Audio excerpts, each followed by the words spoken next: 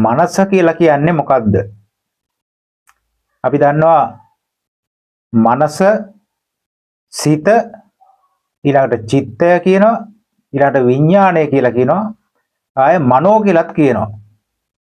දැන් මෙන්න මේ වචන හැම එකකින්ම මූලික අර්ථවත් වෙන්නේ අපේ මේ ඇඟ තුල එමත් නැත්නම් මේ ශරීරය ක්‍රියාත්මක වෙන මූලික බලවේගය කියන මනසයි. එතකොට මේක සම්බන්ධයෙන් දැන් විඥානය කිව්වහම වෙනත් අර්ථයක් එක පැත්තකින් දැක්වෙනවා. ඒ වගේම චිත්තය කිව්වහම චින්තනය කියන අර්ථය වගේ දැක්වෙනවා. නමුත් පොදුවේ ගත්තාම බුදුරජාණන් වහන්සේ හඳුන්වලා තියෙනවා මේ සිත උපමා කරනකොට, මේ උපමා කරන අවස්ථාවේදී සිත, විඥාණය, මනස, මනෝ, චිත්ත මේ වගේ කියන වචන වලින් හැදින්වෙන දේ පොදු අර්ථය මනසයි, එහෙමත් නැත්නම් සිතයි කියන එක. ඊළඟට මේ මනස සම්බන්ධයෙන් කතා කරනකොට අපිට මේ ධම්මපදයේ එන මූලික එහෙමත් නැත්නම් පළවෙනි ගාථාව මතක් වෙනවා. මනෝපුබ්බංගමා ධම්මා මනෝසෙට්ටා මනෝමයා මනසාචේ පදුට්ඨේන භාසතිවා කරෝතිවා තතෝනං දුක්ඛමන්නේති චක්ඛංව වහතෝ පදං කිය. ඊළඟ දෙවෙනි ගාථාවේ කිය අර මුල කොටස ඒ විදිහටම තියලා අග කොටස වෙනස් වෙනවා. තතෝනං සුඛමං වේති ඡායාව අනපායිනී කියලා. එතකොට අන්න ඒ ගාථාවෙන් කියවෙන්නේ මොකද්ද කියලා අපි බලමු. මනෝ පුබ්බංගමා ධම්මා. ඔන්න දැන් එතෙන්දී මනෝ කියලා කියනවා. ඇත්තටම මනෝ කියන එකෙන් එතෙන්දී අදහස් වෙන්නේ සිත කියන එක අපිට පැහැදිලි. සිත, විඥාණය, එමත් නැත්නම් චිත්තය කියන අදහස තමයි පොදුවේ ගන්නේ. ඊළඟට පුබ්බංගමා කියලා කියන්නේ පෙරටුව යනවා කියලා කියන එකයි. පුබ්බ කියලා කියන්නේ පෙරනේ. අපි කියන්නේ පූර්ව දිශාව කියලා කියන්නේ. ඒක පාලියෙන් කියන්නේ පුබ්බ දිශා කියලා. එතකොට පූර්ව කියලා කියන්නේ පෙර කියන එකයි. එතකොට පෙරටුව යනවා පුබ්බං ගමා කියලා. දැන් පුබ්බ කියන එකට ගමන කියන අර්ථයත් එකතු කරලා තියෙනවා. පුබ්බං ගමා කියන ගමන කියලා කියන්නේ යනවා කියන එකයි. ඒ කියන්නේ මනස පෙරටුව යනවා. මොකට පෙරටුවද යන්නේ? ධම්මා. දැන් මෙන්න මෙතෙන්දි මේ ධම්ම කියන එකේ පුළුල් අර්ථයක් තියෙනවා. දැන් මේ ධම්ම කියන එක මේ පසුකාලීන විග්‍රහය යටතේ මෙතෙන්ට දාලා තියෙනවා ධම්ම කියන්නේ සිතේ උපදින චෛතසික කියලා. ඇත්තෙන්ම ඒ අර්ථයට නෙමෙයි මෙතෙන්දි පැහැදිලිව මේ බුදුරජාණන් වහන්සේ දේශනා කරලා තියෙන්නේ. මොකද මේ ඊළ ගාථාවේ අග කොටසෙන් ඒක පැහැදිලි වෙනවා. මේ චිත්ත චෛතසික කියන විභාගයක් තියෙනවා, එතන බෙදීමක් තියෙනවා. ඒ කියන්නේ සිත කියලා කියන්නේ විඥාණය, ඊළඟට සිතේ පහළ වෙන හැඟීම් ටික චෛතසික කියන ඒ විග්‍රහය. ඒකත් මෙතෙන්දි අදාළ වෙනවා. නමුත් මේ ධම්ම කියන එකට දැන් අපි කියනවානේ දිට්ඨ ධම්ම කියලා. දිට්ඨ ධම්ම වේදනීය කියනවා. දිට්ඨ ධම්ම වේදනීය කියලා කියන්නේ දිට්ඨ කියන්නේ අපි දැකලා තියෙන කියන එකයි. එතකොට ධම්ම කියන්නේ මොකක්ද? දැකලා තියෙන දේවල් කියන එකයි. ධම්ම කියන එකෙන් අර්ථවත් වෙන්නේ එතන දේවල්. ඒ කියන්නේ මේ ජීවිතයේදී අපි දැකලා තියෙන මේ කියන්නේ මේ ජීවිතයේ අපි අත්දකින අවස්ථාවේදී දිට්ඨ ධම්ම කියන්නේ ඇත්තටම අත්දකින අවස්ථාවේදී කියන එකයි. එතකොට මේ ජීවිතයේදී අපිට අත්දැකීමෙන්ම විඳ ගන්න ලැබෙන කර්මයන්ගේ විපාක තමයි දිට්ඨ ධම්ම වේදනීය කියලා කියන්නේ. ඉතින් ඔන්න ඔය අර්ථය අපි ගන්න ඕනේ. ධම්ම කියන එක නොඑක් විදියට යෙදෙනවා. මෙතන පුබ්බංගමා ධම්මා කියලා කියන්නේ මේ ලෝකයේ මේ මිනිස්යන්ගේ ක්‍රියාකාරීත්වයට කියලා කියන්නේ කර්මයට. කර්මය කිව්වහම අතීත කර්ම හෝ ඒවා දැන් සිද්ධ වෙන වර්තමාන කර්ම හෝ ඒවා අනාගතයේ සිද්ධ කරන කර්ම හෝ ඒවා මේ සියලුම කර්ම හේවත් ක්‍රියාකාරීත්වයන්ට තමයි මෙතන ධර්ම කියලා කියන්නේ. එහෙම නැතුව දැන් මේ මනස අර කියන විදිහට ඔය චෛතසික සම්බන්ධයෙන් බෙදීම තුලට මේක දාලා කියනකොට මනස චෛතසික වලට පෙරටුව ගමන් කරනවා කියලා කියන එක ඇත්තටම එතන ඒ ඔය කියන මේ අටුවා විස්තර වලින්ම මේ මනස එහෙමත් නැත්නම් චිත්තය කියලා ගමුකෝ, එහෙම නැත්නම් විඥානය කියලා ගමුකෝ. එතකොට විඥානයත් එක්ක පහළ වෙන්නේ චෛතසික ටිකක් තියෙනවානේ. ලෝභ දේශ මොහ ආදී ඒවා බෙදලා යන විභේදනය වෙන චෛතසික වර්ගයක් තියෙනවා. එතකොට මේ චෛතසිකයි මනසයි දෙකම එකවර උපදින්නේ. එතකොට එකවර උපදින එකකට මේක මුල් වෙනවා කිව්වහම ඒකට ඉතින් අධිපතිපත්‍යයෙන් කියලා කියන්න පුළුවන්.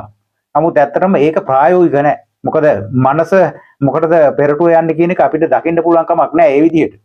ඉතින් ඒක ඇත්තටම මේ පසුකාලීනව කරලා තියෙන අර්ථකථනයක්. ඒක එතන අධිපතිපත්‍යයක් හරි යම් කිසි දෙයකට මූලිකත්වයක් එතන ඒ ශක්තියක් වශයෙන් තියෙන්න පුළුවන්. දැන් උදාහරණයක් ගමුකෝ අපි.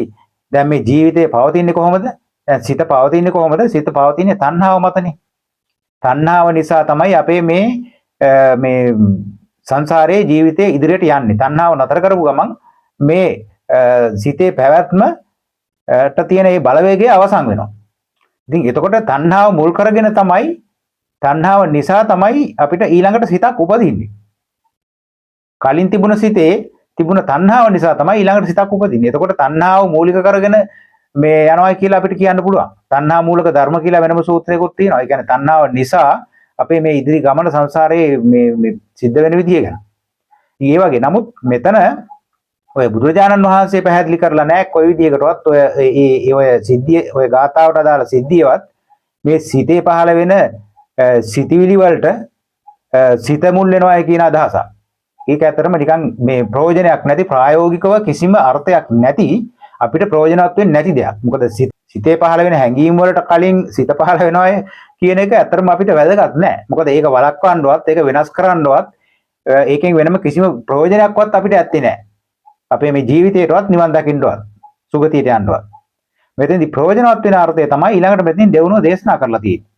ඒ කියන්නේ මනෝ පුබ්බංගම ධම්මා. දැන් බලන්න ඊළඟ වචන ටිකෙන් තවදුරටත් මේක පැහැදිලි වෙනවා. මේ අර සිතයි සිතවිලි අතර තිබෙන කතන්දරයක් නෙමෙයි මෙතන කියන්නේ කියලා. මනෝ පුබ්බංගම ධම්මා.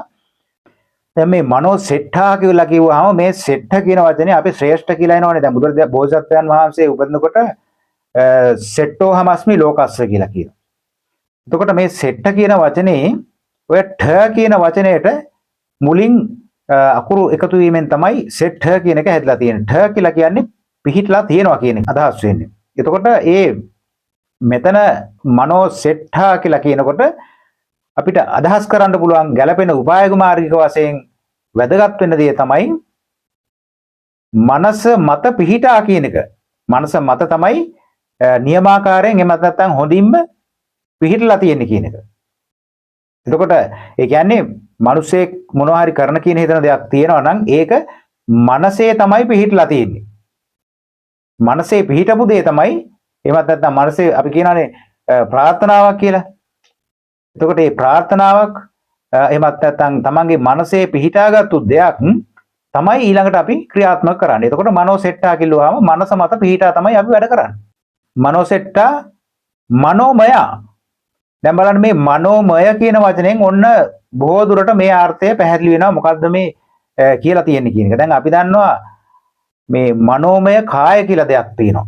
බුදුරජාණන් වහන්සේ සමහර දිව්‍ය ලෝක හඳුන්වලා තියෙනවා මනෝමයං කායං කියලා.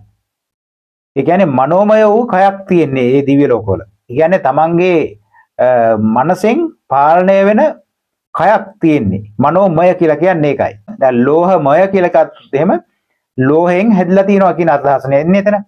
එතකොට මනෝමය කියලා කිව්වොත් එහෙම මානසික බලය මත පවතින කයක් කියන එකයි මනෝමය කාය කියලා කියන්නේ. දැන් අපේ කාය ගත්තොත් එහෙම අපේ මේ රූපකය මානසික බලය මතම නෙමෙයි මේ රඳා පවතින්නේ. බාහිර සාධක මත අපේ මේ කය විනාශ වෙලා යන්නත් පුළුවන්, කයට නොයෙක් හානි වෙන්නත් පුළුවන්, කය නොයෙක් විකෘති වෙනස්කම් ඇති වෙන්න පුළුවන් බාහිර බලපෑම් මත. අපේ හිතට ඕන විදිහට අපේ කය පවත්වන්න බැහැනේ. ඒක මනුස්ස කය. එතකොට අර මනෝමය කය කියන්නේ හිතට ඕන විදිහට තමන්ගේ කය පාලනය කරගන්න පුළුවන්. අන්න ඒකයි. එතකොට ඒ මනෝමය කාය තියෙන දෙවිවරු කොටාසේ හඳුන්වනවා මනෝමයං කායං කියලා. එතකොට දැන් අර ධම්මා කියන එකට අදාළවනේ මේ මනෝමය කියලා කියන්නේ. මේ ධර්මයන්ගේ පැවැත්ම මනෝමය කියලා කියනවා. ඒ කියන්නේ මානසිකව නැත්නම් මනස විසින් පාලනය වෙන කියන එකයි මෙතන අදහස් වෙන්නේ. මනස විසින් පාලනය වෙන ක්‍රියාකාරීත්වයක් තමයි මෙතන අදහස් වෙන්නේ.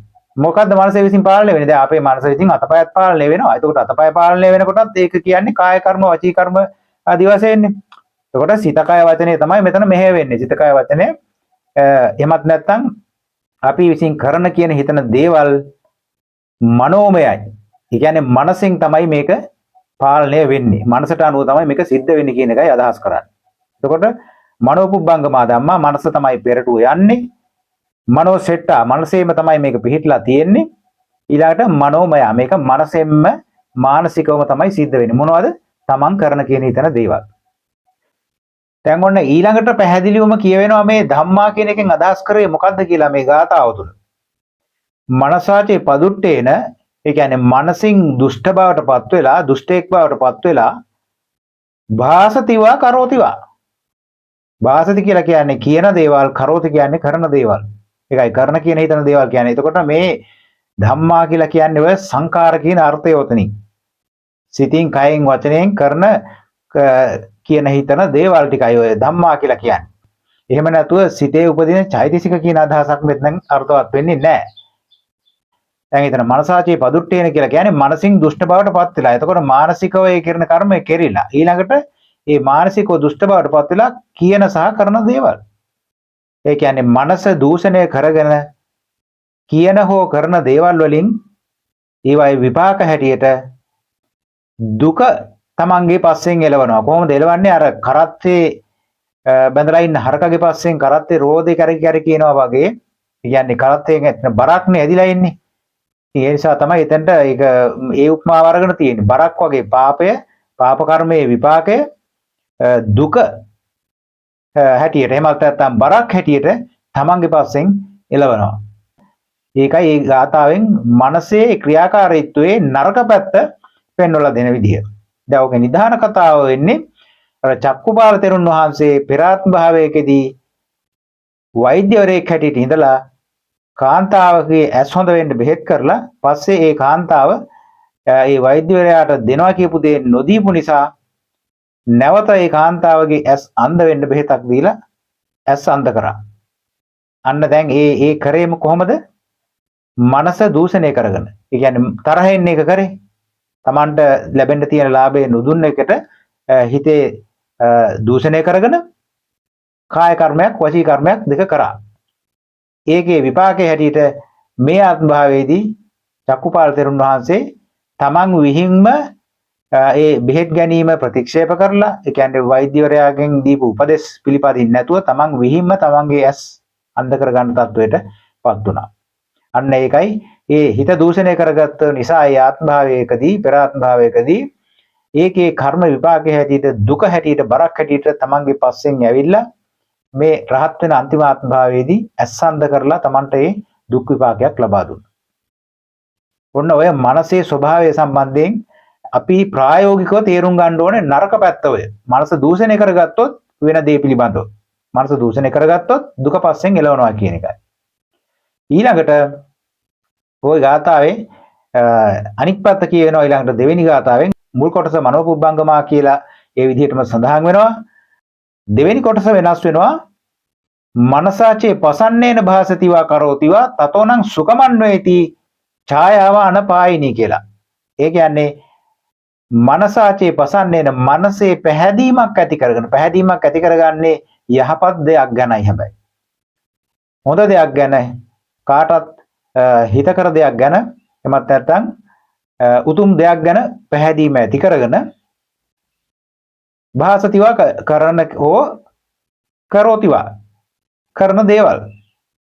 ඒවායේ විපාක කොහොමද? ඒවත් පස්සෙන් එළවනවා. කොහොමද ඒවා පස්සෙන් එළවන්නේ? දැන් අතන කරත්තය කියන උපමාව දුන්නේ දුකක් කියන එකයි. ඒ කියන්නේ කරත්තය බරක්නේ. අපි බර කරත්තය කියනවා කරත්තයක් ඇදගෙන යනවා වගේ තමයි අපි නරක දෙයක් කරාට පස්සේ අපි දුක ඇදගෙන යනවා කියන එකයි එතන අදහස් කරන්නේ. මෙතන ඡායාව අනපායිනී කියන ඡායාව කියලා කියන්නේ හෙවණැල්ල. හෙවණැල්ල අපි පස්සෙන් ආවට ඒක බරක් නෙමෙයිනේ. තමන්ගේ පස්සෙන් එන හෙවණැල්ල වගේ.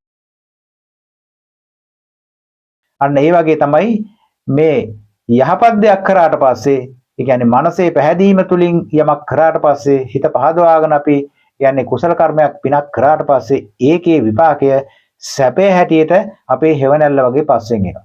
ඒකේ නිදාන කතාව හැටියට එන්නේ අර මට්ට කුණ්ඩලිගේ කතාව. මේ මට්ට කුණ්ඩලි තමන් මැරෙන අවස්ථාවේදී අන්තිම මොහොතේ බුදුරජාණන් වහන්සේ ගැන හිත පහදවාගෙන බුදුරජාණන් වහන්සේට নমස්කාර කරලා ඒකේ විපාකයෙන් දැන් බලන්න ඔය බුදුරජාණන් වහන්සේට දානේ පූජා කරලවත්, එහෙමත් නැත්නම් සිල් රැකලවත්, භාවනා කරලවත් නෙමෙයි.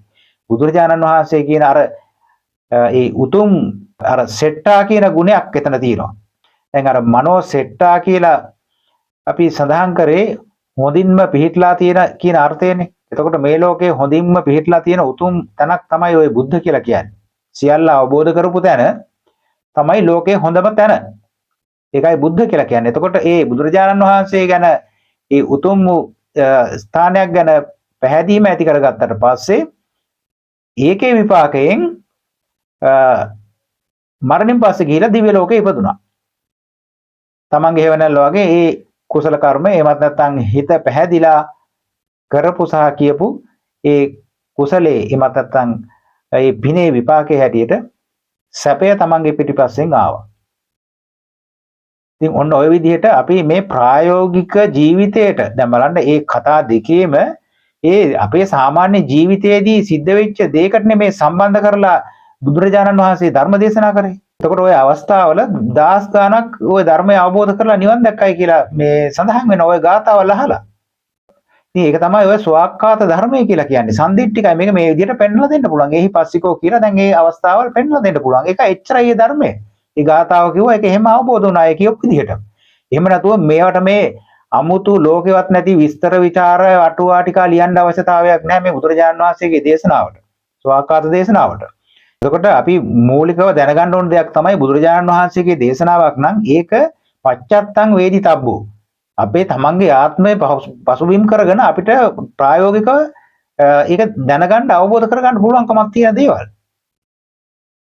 එහෙම නැතුව මේ ලෝකේ නැති විස්තර ਵਿਚාරයන් මේ අටුවා ටික ගොඩ ගහගෙන ඔළුව වල පුරවා ගන්න අවශ්‍යතාවයක් නැහැ මේ බුද්ධ දේශනාව අනුගමනය කරනකොට අපිට. ඉතින් ඒ විදිහට බුද්ධ දේශනාවක්ද නැද්ද කියන එක අපි හරියට දැනගෙන මේ බුද්ධ දේශනාව කෙලින්ම අවබෝධ කර ගැනීම තමයි අපිට කරන්න තියෙන්නේ. වෙන කායිවත් විස්තර ਵਿਚාරයන් අපිට අවශ්‍ය වෙන්නේ නැහැ.